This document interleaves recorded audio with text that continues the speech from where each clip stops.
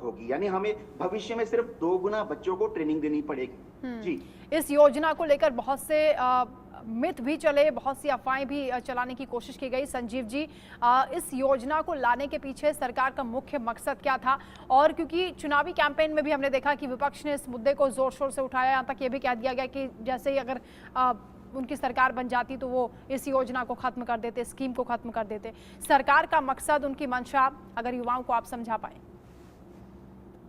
देखिए, ये जो योजना बेहद अच्छी योजना है और पूरे राष्ट्र की रक्षा के लिए जो हमारी आर्मी का, पूरी हमारी मिलिट्री का, आर्मी नेवी एयरफोर्स का जो प्रोफाइल है उसको यूथफुल कैसे बनाया जाए, युवाओं की शक्ति से उसको कैसे लवरेज किया जाए, इस वजह से योजना लाई गई।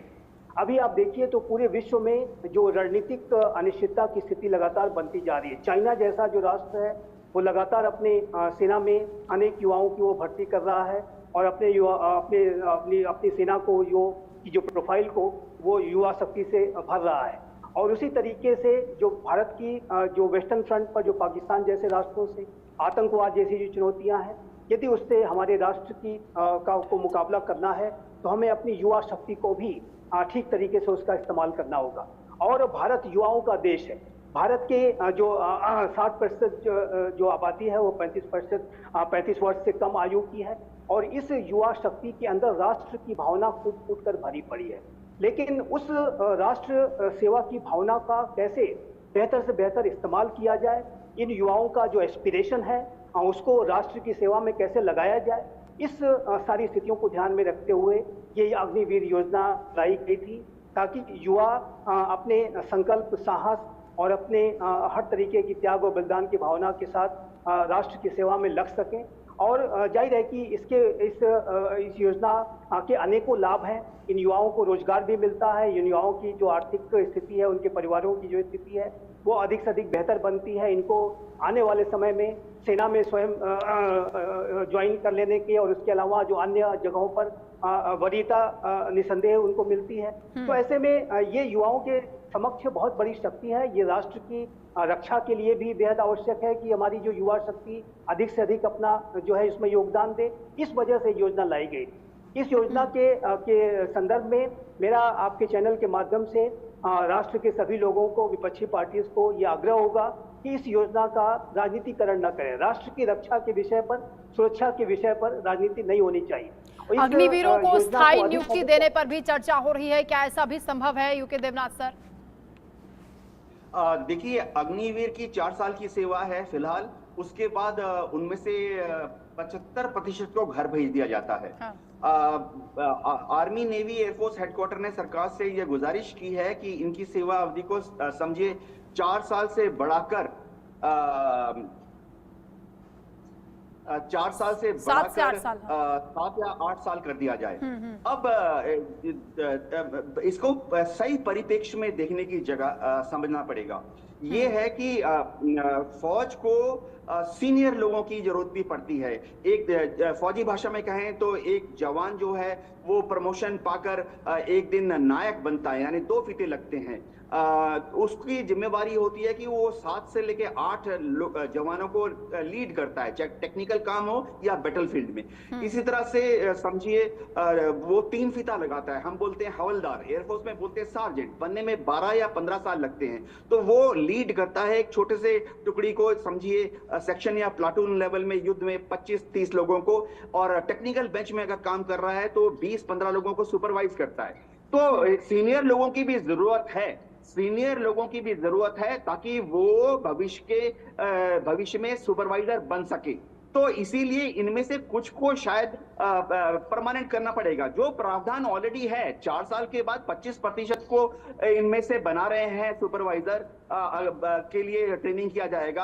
अब 7 से 8 साल अगर इनकी सर्विस बना दी जाएगी तो उनमें से कुछ को रिटेन करके जो रह जाएंगे 25% या 50 या 60% जो पीछे रह जाएंगे, उनको ट्रेनिंग दी जाएगी ताकि वो भविष्य में नायक बन सके, हवलदार बन सके, जेसीओ बन जाए, एयरफोर्स के वारंट ऑफिसर बन जाए, जिनको हम सुपरवाइजरी लेवल करते हैं, जो कि असली बैकबोन होते हैं। ये जो सुपरवाइजर होते हैं, वारंट ऑफिसर, जेसीओ, चाहे टेक्निकल बेंच हो या बैटलफील्ड हो, ये असली भी काम करते हैं, उनके नीचे जो भी जवान होते हैं, चाहे सेक्शन हो, प्लाटून हो या कंपनी हो, ये जो सुपरवाइजर, वारंट ऑफिसर, जेसीओ ही असली में युद्ध को आगे बढ़ाते हैं।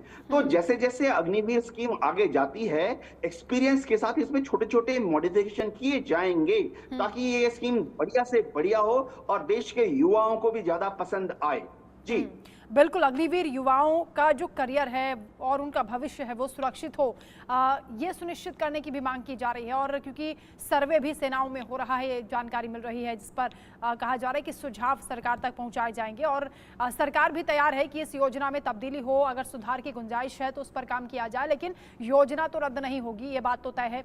संजीव जी, पॉइंटर्स में अगर आप बता सकें कि जो फिलहाल योजना है उसमें और क्या चीज़ें ऐड ऑन की जा सकती हैं जिससे जो ये अग्निवीर हैं उनका भविष्य सुरक्षित हो सके, उनके परिवार को ये भरोसा मिले कि भविष्य में किसी तरह की परेशानी नहीं होगी। और इसके साथ ही क्योंकि पेंशन को लेकर भी एक चर्चा चलती है।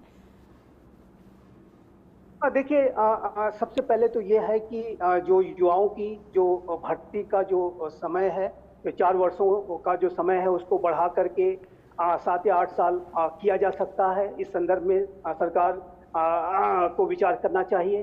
साथ ही साथ जो युवाओं में जो रिटेन करने की जो उनका प्रतिशत है उसको भी बढ़ाया जाना चाहिए। यदि ये संभव है, इस संदर्भ में भी अधिक विचार मंथन मेरे ख्याल से अवश्य होगा और सरकार इस बारे में आने वाले समय में कोई निर्णय लेगी। जहां तक अन्य आर्थिक सुविधाओं का प्रश्न है, तो उन आर्थिक जो बेनिफिट्स हैं, जो इकोनॉमिक बेनिफिट्स हैं, उसको भी बढ़ाया कैसे जाए, इसके बारे में भी सरकार को विचार करना चाहिए। जो रेगुलर जो रिक्रूट्स हैं और जो अग्निवीर के जो रिक्रूट्स हैं, उनके बीच में एक जो आर्थिक बेनिफिट्स का जो गैप है उसको कैसे कम किया जाए। जहां तक रही पेंशन का जो प्रश्न है, तो ये एक ऐसा विषय है कि जिसके के बारे में सरकार जाहिर है कि अनेक कंसिडरेशंस रखती है। और जैसा कि देवनाथ सर ने कहा कि जो अग्निवीर जो सैनिक है उनको पेंशन जाहिर है कि नहीं मिलती है, लेकिन जो पेंशन का जो भार है वो सरकार के ऊपर पहले ही बहुत ज्यादा है। तो ऐसे में अब सरकार को इस संदर्भ में अधिक से अधिक विचार करना होगा कि अन्य जो आर्थिक सुविधाओं को इतना बेहतर कैसे बनाया जाए, ताकि अगर बिना पेंशन के भी अग्निवीर जो सैनिक है उनको अगर संतुष्ट किया जा सकता हो, तो इसके बारे में सरकार अवश्य जो है यथोचित कदम उठाएगी और उनको अधिक से अधिक आर्थिक बेनिफिट देने का कोशिश करेगी। लेकिन पेंशन का जो प्रश्न है वो एक जटिल प्रश्न है और उसके बारे में और अधिक से अधिक उसके बारे में विवेचना की आवश्यकता है। और सरकार के ऊपर, जैसा कि हमने चर्चा की, कि पेंशन का जो भार है वो पहले ही बहुत ज्यादा होता है। तो बिल्कुल संजीव जी, अग्निवीर पर भी हम चर्चा आगे करेंगे, क्योंकि कुवैत से 45 भारतीयों के शव भारत लाए गए हैं और विमान एयरफोर्स का भारत पहुंच गया है, कोची पहुंचा है। तस्वीरें सामने आ रही हैं, तस्वीरें हम दर्शकों को दिखा देते हैं। कुवैत से भारत लाए गए हैं 45 भारतीय शव।